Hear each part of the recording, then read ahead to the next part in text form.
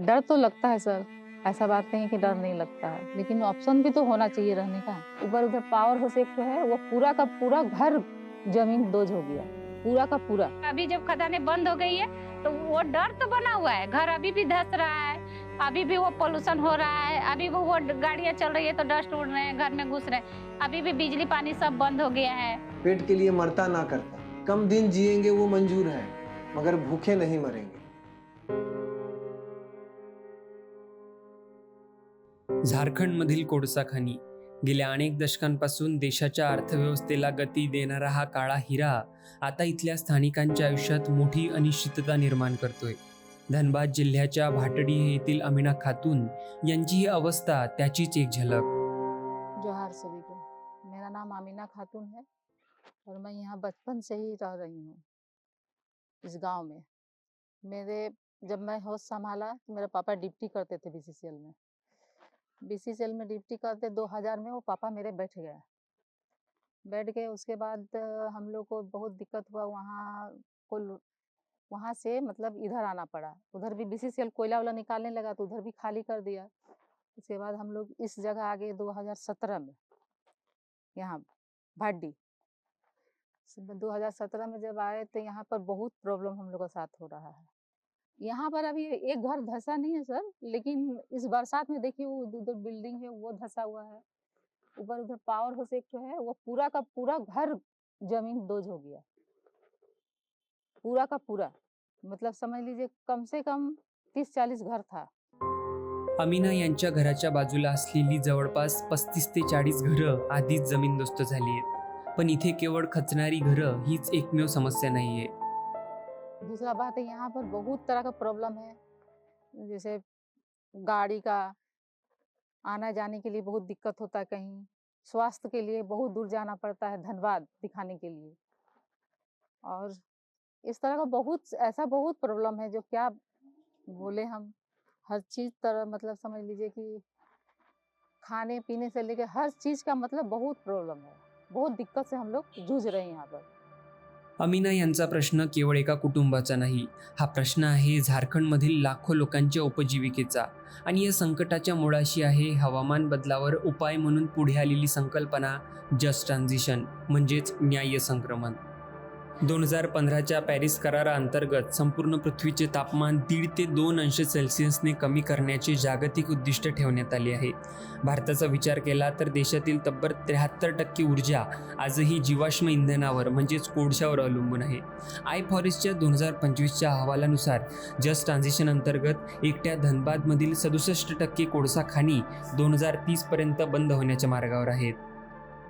आने वाले समय में जिस तरह से दुनिया में जलवायु परिवर्तन हो रहा है और एक दुनिया में दबाव है कि कार्बन को हमें 2070 तक बिल्कुल जीरो करना है और ये भारत का भी एक टारगेट है। लेकिन उसी टारगेट में 2030 तक हम 40% कार्बन को कम करेंगे, 2050 तक 70% करेंगे और 70 में जीरो करेंगे।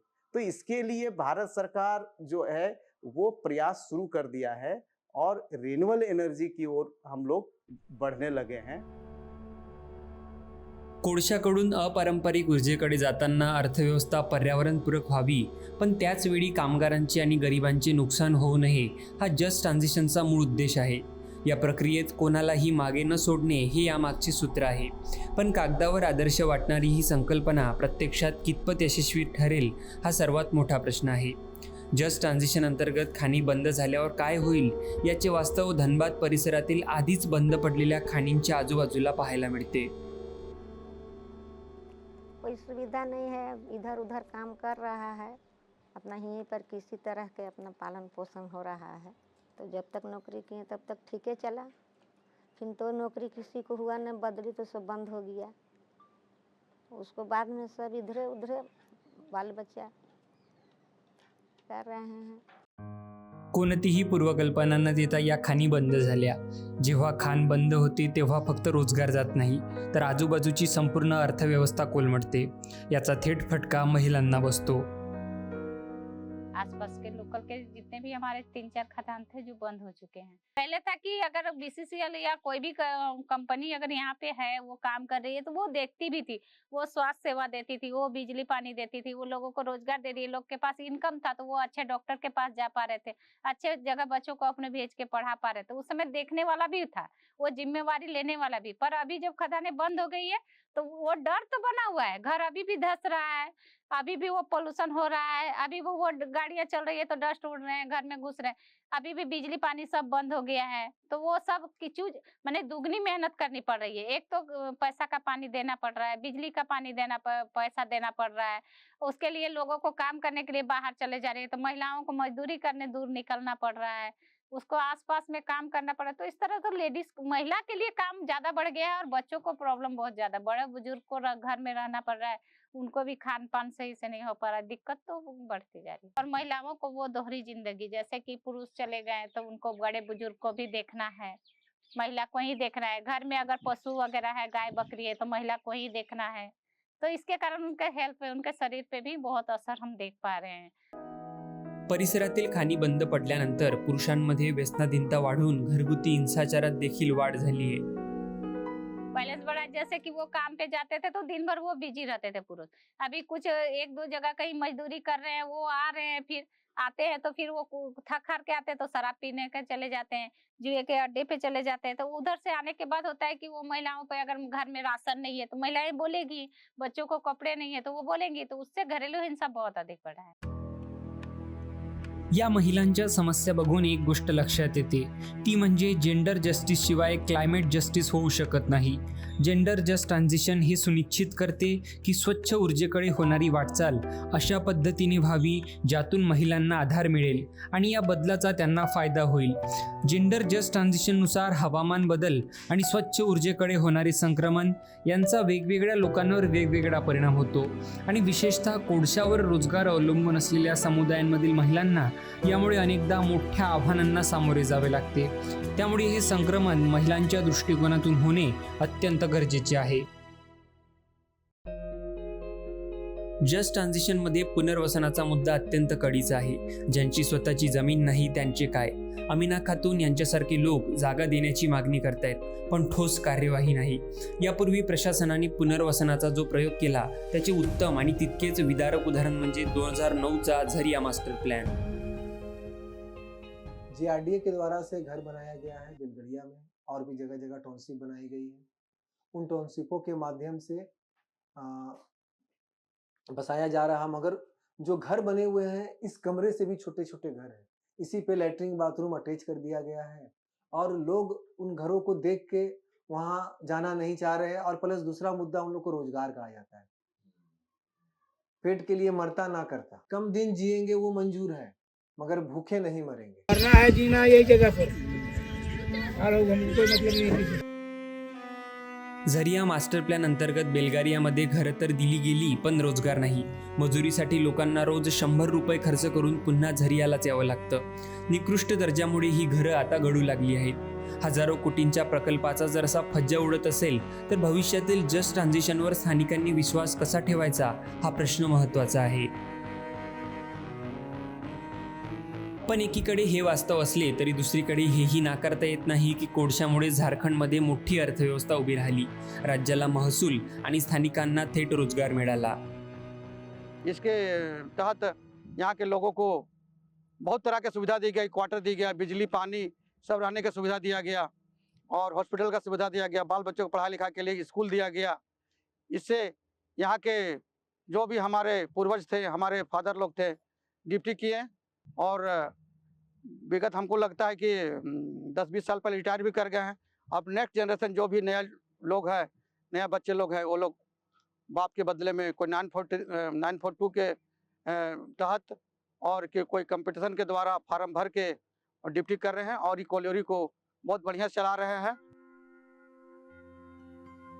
कोळशावर अवलंबून असलेली ही अर्थव्यवस्था रातोरात बंद करणे किंवा बदलणे शक्य नाही, पण भविष्यात सौर ऊर्जेकडे वळायचे असल्यास सर्वात मोठा अडथळा आहे तो इथल्या जमिनीचा। तो सोलर का जो योजना ला रहे हैं उसके लिए यहाँ पर जगह का बहुत कमी है, जगह को देना नहीं चाहते हैं, बहुत जगह इसमें लगता है।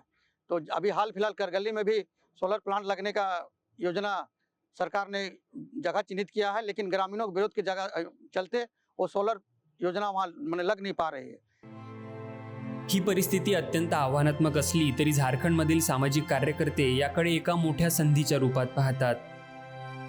तो इस संदर्भ में हम मानते हैं कि जैसे अंग्रेजों के समय से ही झरिया, रानीगंज, रामगढ़, बोकारो, गिरिडीह, हजारीबाग, ये तमाम जिलों में जब हम ब्रिटिश सरकार में थे उस समय से ही कोयला का यहाँ पर निकाला जा रहा है और उस समय से कोल इकोनॉमिक इस क्षेत्र की सिविलाइजेशन में बहुत बड़ा योगदान दिया है।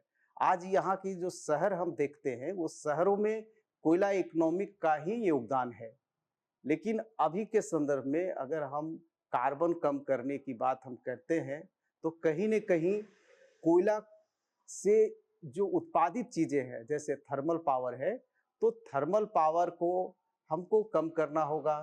स्टील कारखाने में जो कोयला का खपत है उसको कम करना होगा। तो इस तरह से अगर कार्बन को कम करने की बात आएगी तो झारखंड के कोल इकोनॉमिक से अगर हम इसको कहें तो ग्रीन इकोनॉमिक की ओर अगर इसको हम ले जाएंगे तो एक कठिन तो है, एक चुनौती तो है, लेकिन एक अवसर भी देता है। तो अभी जो हम लोग देख रहे हैं कि कोयला के बंद होने की बात हो रही है, थर्मल पावर की बंद होने की बात हो रही है, तो कोयले में हम लोग का एक अपनी अध्ययन है कि कोयले में लगभग 29 टाइप्स के लोग जो है वो उस पर आश्रित हैं। अगर कोयला बंद होता है तो ये 29 टाइप के जो लोग हैं उनकी आजीविका क्या होगा, जिसमें इंक्लूडिंग यहाँ के राजनीतिक गतिविधि में जो शामिल है राजनेता, ये भी कोल इकोनॉमिक में शामिल हैं। तो ये एक तरह से ये पूरी जो अर्थव्यवस्था में जो लोग शामिल हैं एक बहुत बड़ा खतरा है। लेकिन उसी खतरे में या चुनौती में एक अवसर भी है कि एक नए युग में जब हम जा रहे हैं, जस्ट ट्रांजिशन हो रहे हैं, तो इसका मतलब जो बदलाव आएगा उसको न्यायपूर्ण होगा, यानी हम सबको साथ लेकर के आगे बढ़ते हैं तभी जस्ट ट्रांजिशन की प्रक्रिया को हम पूरा कर सकते हैं। तो ये हमारी मानना है कि हमारे पास जो रिसोर्स हैं, हमारे पास अभी भी खेती लायक जमीन है, हमारे पास जंगल हैं, हमारे पास पानी है, हमारे पास हुनर है। अगर इसको हम सचमुच में इसको एक प्लानिंग के रूप में इसको आगे बढ़ाते हैं तो जस्ट ट्रांजिशन की चुनौती को हम अवसर में बदल सकते हैं। प्रशासनाच्या दृष्टीने विचार केला तर जस्ट ट्रान्झिशन हे केवळ धोरण नसून वास्तवात एक मोठं आव्हान आहे। थोडक्यात सांगायचे तर कोळशाच्या अंधारातून हरित अर्थव्यवस्थेकडे जाणारा हा प्रवास अजिबात सोपा नाही। जस्ट ट्रान्झिशनच्या नावाखाली या विस्थापित दुर्लक्षित समुदायाला पुन्हा एकदा वाऱ्यावर सोडले जाऊ नये। जोपर्यंत इथल्या शेवटच्या मजुराच्या आणि खाणीमुळे विस्थापित झालेल्या कुटुंबाच्या उपजीविकेचा प्रश्न सुटत नाही, तोवर कोळशाकडून स्वच्छ ऊर्जेकडे जाणारे हे संक्रमण खऱ्या अर्थाने न्याय्य ठरणार नाही।